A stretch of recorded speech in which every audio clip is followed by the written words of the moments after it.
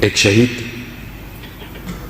اس کی زندگی کے حال میں لکھا جاتا ہے کہ جب وہ اپنی ماں کے پیٹ میں تھا تو زیارت پہ والدہ گئی، سڑک اور ٹریولنگ صحیح نہیں تھی تو بیمار ہو گئی، جب وہاں پہنچی تو تکلیف بڑھ گئی، حرم نہیں جا پائیں، ڈاکٹر کو دکھایا، ڈاکٹر نے بولا کہ بچہ جو ہے وہ ساکت ہو چکا ہے، آپ کو آپریٹ کرانا پڑے گا۔ انہوں نے کہا نہیں، میں دوائی بھی نہیں لی، کچھ نہیں لیا، گریہ کرنے لگ گئی۔ گریہ کرتے کرتے کہا کہ مجھے پہلے ایک دفعہ زیارت کرا لو، کچھ بھی ہو جائے۔ وہاں جا کر بولا کہ مولا میں تو اپنے بچے کی سلامتی لینے آئی تھی، آپ نے مجھ سے بچہ لے لیا۔ یہ کہہ کر واپس چلی گئی اور سو گئی۔ سویا خواب میں دیکھا انہوں نے کہ حرم امام حسین میں ہے، ایک خاتون آئی، کمبل میں کچھ لپیٹا ہوا ہے، کہا یہ لو ہم نے تمہیں بچہ دیا، اس کا نام ابراہیم رکھنا اور چلی جاؤ۔ جب وہ دیکھا اٹھی، اسی طرح ان کے آنسو ہیں، تو دیکھا کہ کوئی بیماری کے آثار نہیں ہے۔ ڈاکٹر کو لے کے گئے، ڈاکٹر نے چیک کیا، کہا کہ کس طبیب کے پاس لے کے گئے تھے؟ کہا ایک ہی طبیب ہے حسین۔ عزیزان محترم، ہم لوگ مریض ہیں، آج شفا مانگے امام حسین سے۔ ہمارے نفس مریض ہیں، ہماری روحیں مریض ہیں، ہماری فکریں مریض ہیں۔ میں اپنے آپ سے کہہ رہا ہوں، یعنی اگر اس مرض میں یہ حسین نہ ہوتا کچھ نہیں ہوتا۔ ہماری دنیا اور آخرت دونوں کے لیے پروردگار نے اس ہستی سے ہمیں منسلک کیا ہوا ہے۔ یہ معجزے ہیں امام حسین کو، کتنے لوگوں کے معجزے ہیں، لوگ جاتے آتے رہتے ہیں۔ اسی لیے زیارت امام حسین کا بہت زیادہ ثواب ہے۔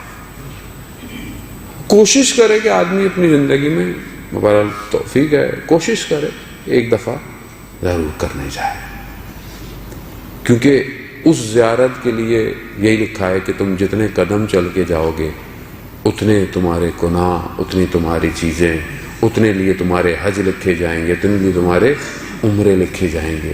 وجہ یہ ہے کہ وہاں بندگی اپنے کمال پر ہے، یعنی سمجھنا یہ ہے کہ بھئی میں کیوں جا رہا ہوں۔ میں انسان، آپ دیکھیں نا، ابھی آپ کہیں جاتے ہیں چھوٹی سی جگہ پہ، کیوں جا رہے ہیں؟ یہاں آئے کیوں آئے ہیں؟ وہ مجلس ہے، محفل ہے، سننے آئے ہیں، خوب ذمہ داری بنتی ہے، بچوں کو لے کر آئے ہیں، کچھ ان کو حاصل ہو جائے گا، وہ ایک مقصد ہے۔ میں کربلا کیوں جاؤں؟ صرف در و دیوار کو چومنے؟ وہ تو چومنا ہے آپ نے، لیکن اصل مقصد کیا ہے؟ کیا لینے جاؤں میں امام حسین سے؟ وہ جو قبہ ہے، جو زری جس کے اوپر بنا ہوا ہے، اس کے نیچے دعا مستجاب ہے۔ میں نہیں کہہ رہا، چھٹے امام نے فرمایا ہے کہ امام خود مریض تھے، امام نے کسی کو بھیجا کہ اس کے نیچے جا کر دعا کر آؤ، کیونکہ جو اس قبے کے نیچے جا کر امام حسین کی دعا کرے گا وہ دعا کبھی بھی رد نہیں ہوتی۔ عزیزان محترم، لیکن دعا کریں کیا؟ دعا مانگنی بھی آنی چاہیے انسان کو، کہ اتنی بڑی ہستی کے پاس، جس کے پاس اللہ نے سب پوری کائنات دی ہو، اسے مانگیں کیا؟ یعنی آپ بچے کو لے جائیں دکان پہ، اور بڑی سی دکان ہو، بولے بیٹا جو بھی جائے لے لو، تو بچہ کس طرح لیتا ہے؟ چھوٹی سی ڈگی اٹھا لے گا، لگا عجیب ہے، میں اس کو کہہ رہا ہوں بڑی لے لو، سائیکل لے لو، یہ لے لو، ریبوٹ لے لو۔ نہیں، کیونکہ اس کی ظرفیت وہی ہے، اس کی سوچ وہی ہے۔ تو جتنی ظرفیت بڑھے گی اتنا تقاضا بہتر ہوگا۔ کائنات سب ہے، مانگو، کیا مانگو؟ آخرت، دین، نصرت، امام کی نوکری، یہ مانگے۔ اب چاہے آپ کسی بھی پروفیشن میں ہو، چاہے آپ کا کوئی بھی پروفیشن ہو، اسے کوئی فرق نہیں پڑتا۔ آپ چاہے سائنس ہیں، ڈاکٹر ہیں، دکاندار ہیں، کچھ بھی ہیں، ہر شخص نے اپنے حساب سے آگے بڑھنا ہے۔ عزیزان محترم، آج یہی پیغام ہے کہ ہم اپنے لیے، جو امام نے استغاثہ بلند کیا ہے، کوئی میری مدد کرنے والا؟ امام نے کیوں کیا جبکہ سب شہید ہو چکے تھے؟ مگر امام نہیں جانتے تھے کربلا میں کوئی بھی ماجی نہیں ہے، کیوں بولا کوئی میری مدد کرنے والا؟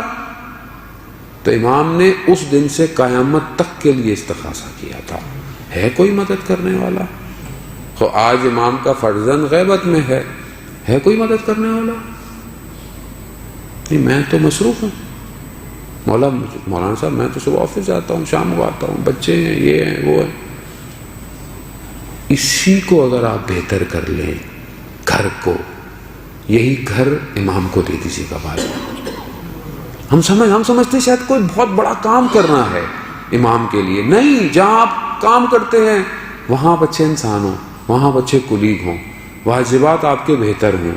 گھر کو اپنے تربیت اس طرح کریں کہ آپ دے سکیں. ہم سارا مسئلہ یہاں پر یہی ہے کہ خود کیا کریں. بہت سارے لوگ مولانا صاحب سے مشورہ مانگتے ہیں مگر کرتے نہیں. کرنا وہی ہے جو وہ خود جانتے ہیں، کیونکہ خود سب ماشاءاللہ مجتہد ہے.